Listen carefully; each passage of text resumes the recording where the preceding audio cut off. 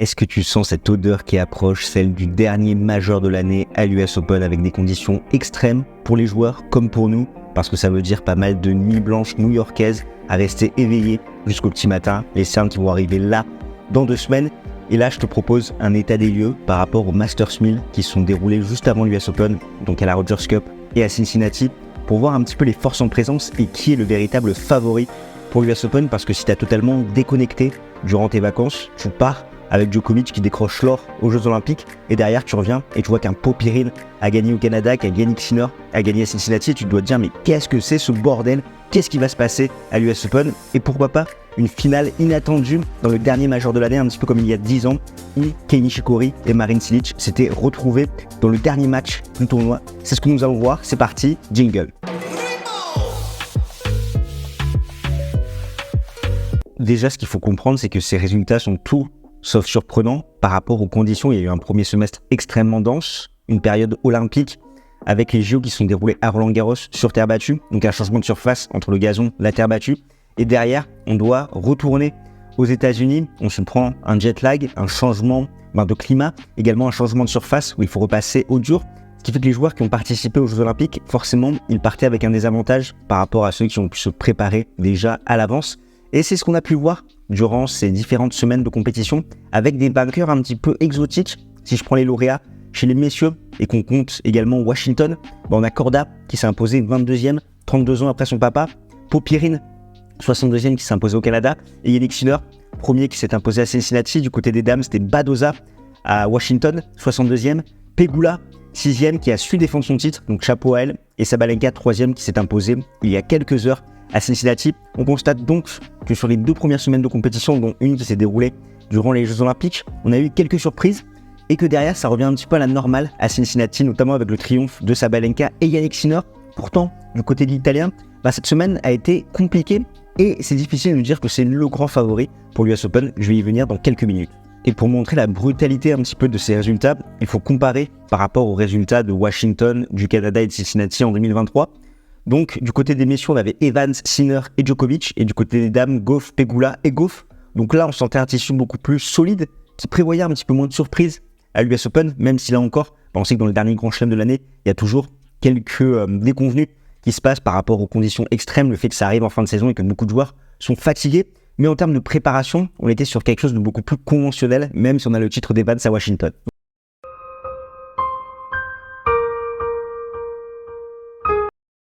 On s'attarde un petit peu sur les résultats des 2 finales du côté des messieurs. Donc à Montréal, on a Alexis Popyrin qui s'est imposé contre Andrei Rublev en 2-7 à 25 ans. L'Australien, il a vécu une semaine de rêve. Rends-toi bien compte, avant d'arriver au Canada, il avait seulement battu 12 top 20 en carrière. Et là, il en a battu 5 dans sa semaine. Shelton, Dimitrov, Jurkacz, Korda et Rublev. Il a failli prendre la porte contre le Bulgare et contre le Polonais. À chaque fois, il a su se ressaisir.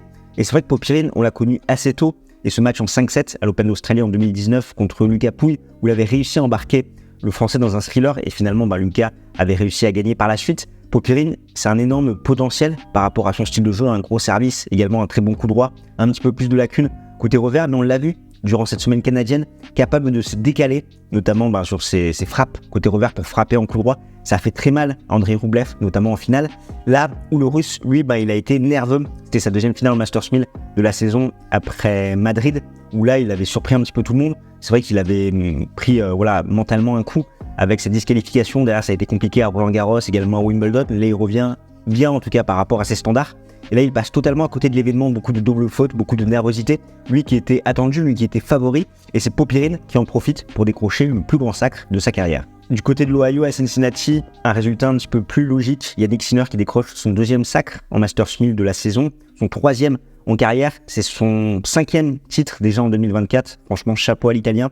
C'est le 7e joueur en activité à avoir au moins 3 Masters 1000 dans son palmarès. Donc ça, c'est très très fort de Jannik Sinner qui est passé dans une autre dimension sur ce premier trimestre 2024. En finale, il a rencontré Frances Tiafoe, le revenant américain, étant donné qu'il n'avait plus gagné 5 matchs de suite dans le même tournoi depuis l'US Open 2022. Donc ça remonte, qui a fait une très très belle semaine, qui a sauvé des balles de match contre Holger Rune. On sait il adore ces conditions rapides devant son public. Et Jannik Sinner qui a maîtrisé cette finale, sachant que les 2 joueurs ont tenu jusqu'au tie-break du premier set. Et après, le retour à la réalité pour l'Américain, où l'écart de niveau était trop grand. Il ne s'est rien passé de fou. Ce qui est plus inquiétant, c'est l'état physique de Yannick Sinner qui commence à nous faire un petit peu une Murray. À chaque fois se toucher la hanche, on a l'impression qu'il est en PLS à chaque fois qu'il dispute, et pourtant il réussit à décrocher un titre en Masters 1000 avec des matchs compliqués contre Mickelson, contre Rublev, contre Zverev, là contre Tiafoe aussi où ça passe un petit peu plus facilement. Et c'est vrai que c'est difficile de voir où se situe l'Italien par rapport à ce qu'il a montré, parce que physiquement on le sait, au meilleur des 5, c'est pas forcément son format favori. Là il doit encore progresser physiquement avec 2 déconvenus en 5-7 à Roland-Garros et à Wimbledon contre Alcaraz et contre Medvedev. Donc je reste sceptique par rapport à l'Italien, et ce titre qui pour moi est un peu un titre en trompe-l'œil, comme ça avait été le cas de la finale de Carlos Alcaraz à Cincinnati il y a 12 mois, étant donné que l'Espagnol, il avait réussi à atteindre la finale, à faire un énorme match contre Novak Djokovic, mais on sentait qu'il était encore dans une phase de décompression, il digérait son titre à Wimbledon, et là j'ai l'impression que Yannick Sinner, c'est pareil, il a fait un excellent premier semestre et qu'il commence à en payer les pots cassés, que là il commence à être un petit peu sur les rotules, donc ça passe par rapport à son niveau moyen, notamment dans les moments importants comme les tie-breaks, où on le sent vraiment très très à l'aise, mais derrière, à l'US Open, est-ce que c'est vraiment lui le favori qu'on va tous scruter? J'en doute, parce qu'il y a quand même beaucoup d'alertes physiques, les conditions sont dures, il fait chaud, il fait humide, et en plus, là tu dois pas gagner 2-7, mais 3-7, et on l'a vu, à chaque fois ça coince, que ce soit à Roland-Garros ou à Wimbledon, même s'il a eu ce premier sacre à l'Open d'Australie.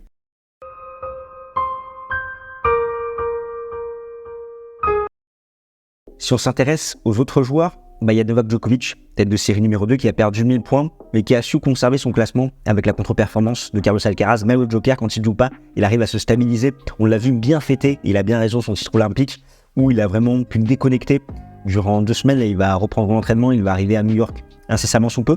Et c'est vrai que c'est pas évident de voir dans quel état va arriver Novak Djokovic. Beaucoup vont me dire, il est favori. Et là, encore une fois, j'émets des réserves, parce que Djokovic, il n'a pas dû énormément s'entraîner, il a beaucoup profité à voir quelles sont ses motivations, il va sans doute apparaître un petit peu rouillé sur ses débuts. Là en plus, comme Yannick Sinner, c'est au meilleur des 5 manches, physiquement cette année, il n'a pas montré en Grand Chelem qu'il en était capable, il l'a montré sur du 2-7 gagnant, notamment aux Jeux Olympiques, où il a tout donné vraiment pour cet objectif qui était le sien. Et là, quelle est la suite pour le Joker? Est-ce qu'il va se donner à fond pour aller chercher un 25e Grand Chelem et totalement mettre fin au game? Ou au contraire, est-ce que ça risque d'être un petit peu compliqué, d'autant plus que je rappelle cette malédiction à l'US Open. Personne n'a su défendre son titre depuis Federer en 2007-2008.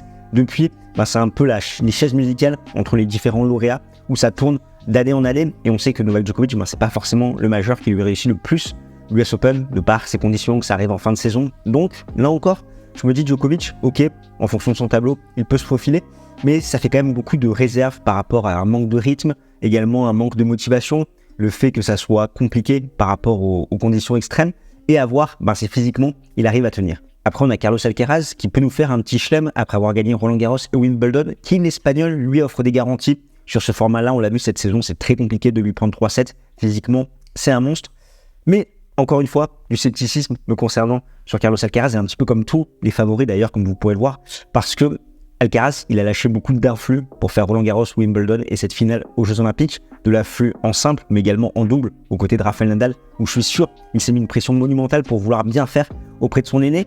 Et là, il y a encore l'US Open. Il lui manque ce petit supplément pour aller chercher ce titre et essayer de décrocher son 2e titre à New York. Et c'est pas évident, parce qu'il a tellement donné sur les mois précédents, avec un sacre à Roland où il n'était pas à 100%, à Wimbledon, là on l'a vraiment bien retrouvé derrière les jeux, cette désillusion, et on l'a vu contre Gaël Monfils perdre d'entrée à Cincinnati, où pour moi c'était une mauvaise chose de jouer Cincinnati, il aurait dû vraiment couper sur une surface extrêmement rapide face à un Français qui a été ultra agressif, qui lui a vraiment privé de temps. Côté coup de on sait Carlos Alcaraz, il a du mal sur surface rapide, ça s'est montré là, beaucoup de nervosité, il a cassé sa raquette, ça a été compliqué. À mon avis, il n'aurait pas dû faire le déplacement, il aurait dû directement aller à New York pour l'US Open. Donc là encore, Carlos Alcaraz, qu'est-ce que ça va donner? Est-ce qu'il a trop donné? Est-ce que sa saison, entre guillemets, est finie et qu'il va faire des mauvais résultats jusqu'à la fin de l'année et pourquoi pas tenter d'aller chercher l'Open d'Australie? Est-ce qu'il peut nous surprendre, faire un petit chelem par rapport à ses garanties physiques, ses garanties sur ce format qu'il a montré sur ce début de saison? C'est pas évident de se mouiller, et encore une fois, ça va dépendre aussi du tirage au sort, mais j'émets beaucoup de réserves quant aux chances de l'Espagnol, et encore une fois, ces réserves sont vraies pour tous les membres du top 8, c'est pourquoi il y a de fortes chances qu'on ait une surprise. Derrière, c'est Daniil Medvedev, ou avant les 2 Masters 1000, c'est sur lequel j'avais eu plus d'attentes. Je me suis dit c'est bon, Medvedev, il va vraiment se roder sur ces 2 Masters 1000 sur dur, il les adore ces conditions, il va arriver en forme à l'US Open, et l'US Open c'est vraiment pour lui finaliste l'an dernier, il s'est imposé en 2021 Vraiment, on sait que c'est une surface qui lui va à merveille. Il a de bons résultats sur les grands chelems cette saison. Et là, il a été extrêmement décevant avec 2 défaites d'entrée. Ce qui fait qu'il a 3 défaites d'affilée si on compte celle des Jeux Olympiques contre Auger Aliassime.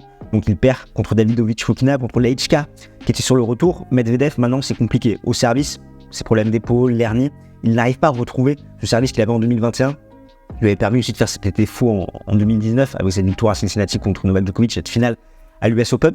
Là, c'est pas évident parce qu'il a beaucoup moins de points gratuits, il fait beaucoup plus de doubles fautes. Après, il a ce côté à être un petit peu trop passif, défensif. Et on peut voir aussi qu'il lui a manqué un bloc de préparation parce qu'il a fait les Jeux Olympiques sur terre battue. Derrière, il arrive généralement à monter un peu en gamme entre cette période Wimbledon et américain pour justement se rôder sur la surface. Là, il lui a manqué un peu de temps de préparation. Après, en Grand Chelem, il a aussi l'avantage, mais il n'est pas à l'abri d'une contre-performance. C'est vrai que j'avais beaucoup d'attentes sur le russe, mais là, ça a redistribué un petit peu les cartes, à voir son tirage au sort, d'autant plus que lui, il ne va pas être dans les 4 premières têtes de série, donc il peut avoir un sacré match en quart de finale. Il pourra quand même s'appuyer sur ses résultats qu'il avait fait en 2023, où il y avait eu 2 déconvenus contre Dominor et Zverev en tournoi de préparation, et ça n'empêche pas de faire finale à l'US et de sortir Carlos Alcaraz en demi-finale. Un autre grand gabarit qui a bien performé sur cette tournée, c'est Alexander Zverev, tête de série numéro 4 pour l'US Open. Et lui, il faudrait qu'on m'explique, parce que depuis son match contre Cameron Norrie à Wimbledon, on l'annonce blessé au genou.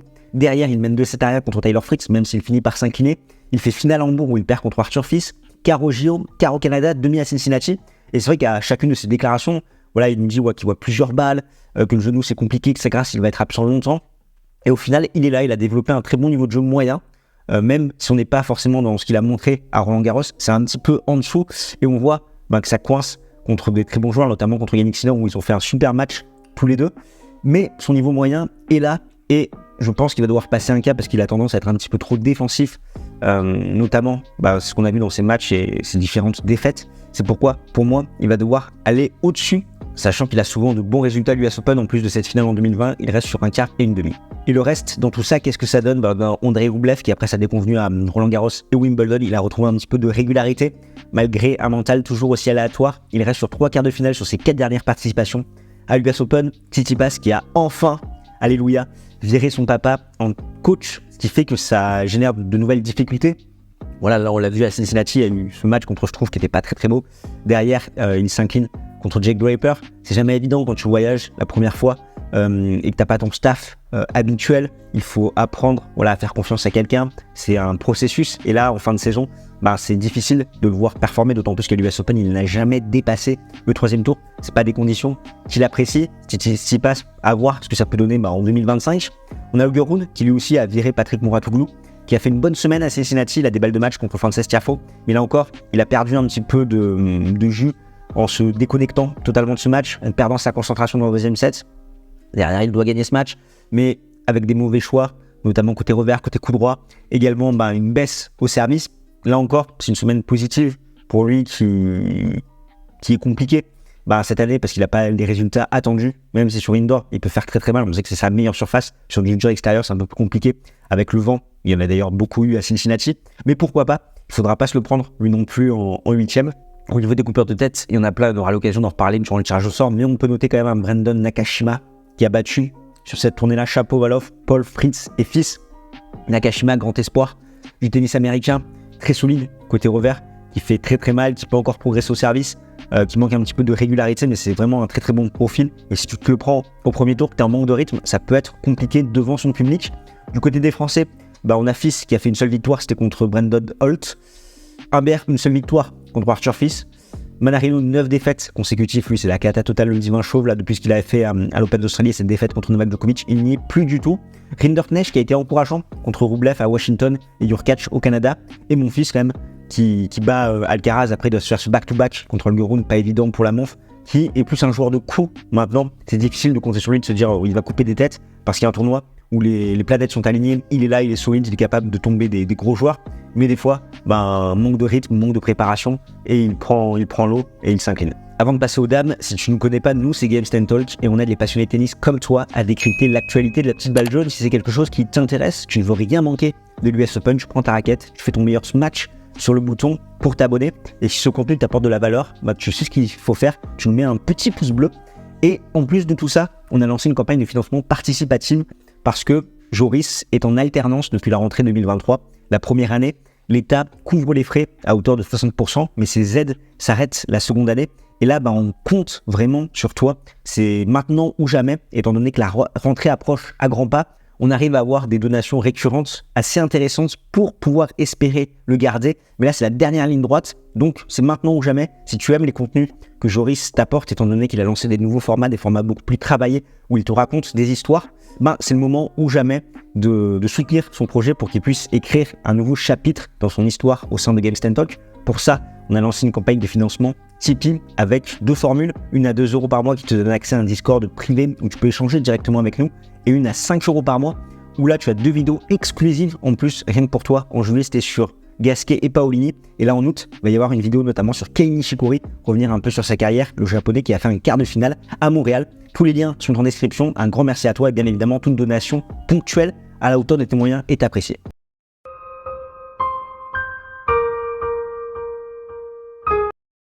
Du côté des dames, il y a aussi un joli bazar si on s'intéresse à Iga Świątek, qui a eu un match compliqué contre Gracheva alors que la polonaise menait 5-2 dans le second set et 4-1 dans le tie-break avant d'être embarquée dans un troisième set. On sent que cette déconvenue aux Jeux Olympiques lui a fait mal, d'autant plus que sur une surface rapide comme à Cincinnati, c'est pas évident pour elle. On arrive à la prendre de vitesse. Côté coup droit, elle a du mal à absorber et rediriger le rythme de ses adversaires, ce qui fait qu'elle a pris l'eau contre Sabalenka en 2 petits sets. À voir ce que ça va donner à l'US Open. C'est difficile de la mettre en tant que favorite, maintenant que cette période sur terre battue, où elle aussi elle a lâché beaucoup d'influx, est terminée. Là, il y a d'autres joueuses qui peuvent se démarquer, qui peuvent profiter de ses lacunes en l'agressant, en lui privant un maximum de temps. C'est le cas, justement, d'Aryna Sabalenka, qui a fait une demi à Washington, défaite contre Bouzkova en 3-7, quart de finale à Toronto, défaite en 2 contre Anisimova, et lauréate à Cincinnati, où elle n'a pas concédé la moindre manche de la semaine. Elle s'impose en 2-7 contre Pegula, et la Biélorusse, qui a été blessée, qui n'a pas pu jouer Wimbledon avec son problème d'épaule, elle a pu refaire un petit peu de jus, et je pense qu'il faut vraiment compter sur elle pour l'US Open, avec son jeu très agressif, même si elle a ses lacunes mentales où à tout moment elle peut dégoupiller, mais c'est extrêmement solide, et pour moi c'est vraiment la favorite, parce qu'on a une Coco Gauff qui va devoir défendre son titre, qui elle n'y est plus du tout. En 2023, elle était titrée à Washington et Cincinnati, quart de finale à Montréal, pour ensuite aller chercher l'US Open, et là en 2024, c'est une défaite contre Schneider à Toronto et Putintseva à Cincinnati. On est un peu passé dans la caricature de Coco Gauff, où elle est beaucoup trop défensive.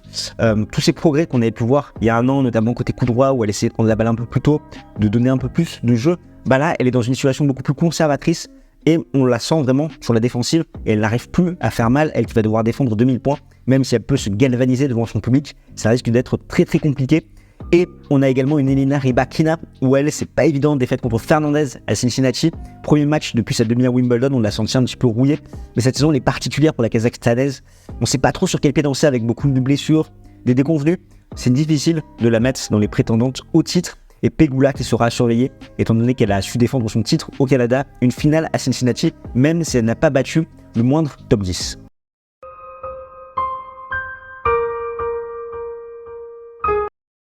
Et si, comme en 2014, 10 ans après, on revivait une finale inattendue à l'US Open, je rappelle en 2014 c'était Marin Cilic contre Kei Nishikori, c'est vrai que là j'ai fait un peu l'état des lieux, on voit qu'il y a beaucoup de favoris qui offrent peu de garanties, où je suis assez sceptique par rapport à leur forme. On sait que là, sur un format comme celui des Grands Chelems, ces joueurs-là qui offrent un peu plus de garanties physiques vont réussir à aller au bout, d'autant plus s'ils arrivent à avoir un bon tirage pour monter en régime tout doucement, d'autant plus, comme on l'a vu cette saison, les Masters 1000, c'est plus des tournois de préparation que des vrais tournois qui offrent des garanties. Yannick Sinner, c'est le seul joueur à avoir pris 2 Masters 1000. Là, c'était le 4e Masters 1000 d'affilée. On avait un finaliste inédit qui n'avait jamais disputé la moindre finale en Masters 1000. C'est dire. Donc là, on va voir ce qui va se passer à l'US Open. Même si on a des alertes physiques côté Yannick Sinner, on pense que Alcaraz est peut-être un peu sur les rotules, que Djokovic va avoir un manque de préparation, de motivation, et qu'il y a d'autres joueurs qui sont inexpérimentés, des Medvedev qui n'ont pas fait les préparations idéales. En tout cas, les 8 premières têtes de série n'ont pas changé. On se retrouve avec Sinner, Djokovic, Alcaraz, Zverev, Medvedev, Rublev, Jurkacz et Ruud. Pour les 4 premières têtes de série, qu'est-ce qui pourrait être un tirage compliqué? Donc on a le tirage au sort ce jeudi. Ça serait de se prendre dans les premiers tours un Nakashima ou un Berrettini, des joueurs qui ont du rythme et qui peuvent sortir un très gros match. Après, au 3e tour, donc là un tirage compliqué, ce serait peut-être du Arnaldi ou du Draper.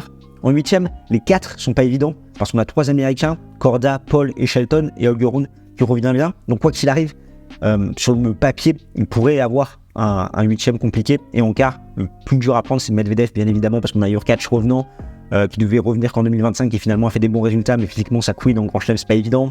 Gould qui est totalement carbonisé, et Rublev, ce plafond en quart de finale, donc Medvedev est vraiment celui qu'il ne faut pas tirer. Donc ça va être à surveiller de très très près. On sera là en tout cas pour en débriefer avec une vidéo en fin de semaine, un live pour revenir sur tout ça ce vendredi à 21h. Si tu veux patienter jusqu'à là, Josh a fait une excellente vidéo qui revient sur la carrière d'André Agassi, un champion qui détestait le tennis. Je te laisse avec lui et on se retrouve de l'autre côté de l'écran.